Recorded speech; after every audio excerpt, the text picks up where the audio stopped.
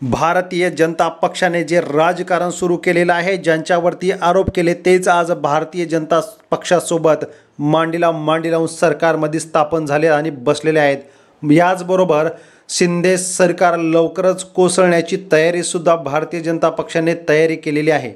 मित्रांनो, महत्त्वाची राजकीय अपडेट, भारतीय जनता पक्षाला आजही भीती वाटते। या फोडाफोडीच्या राजकारणात संपूर्ण जनता ही प्रचंड नाराज असल्याचं सर्वेक्षण समोर आल्यानंतर राज्यात एकत्रित निवडणुका, मोदींच्या नावावरती निवडणुका जिंकण्याचा भारतीय पक्षाचा हा मनसुबा राज्यात राबवणार असल्याचं दिसून येतंय। कारण राज्यामधली जी फोडाफोडी राजकारण झालेलं आहे, यामुळे संपूर्ण महाराष्ट्रातील जनता नाराज असल्याचं सर्वे समोर आल्यानंतर भारतीय जनता पक्षाला मोदीजींच्याच आणि केंद्र सरकारच्या नावावरच आता राज्यातील निवडणूक घेण्याची तयारी सुरू केलेली आहे।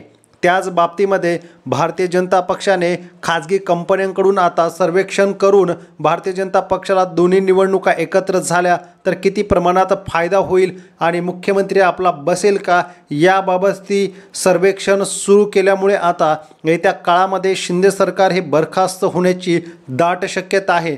त्याचबरोबर फोडाफोडीच्या राजकारणामुळे भारतीय जनता पक्षाची प्रतिमा ही मलिन झालेली आहे। धन्यवाद। जय महाराष्ट्र।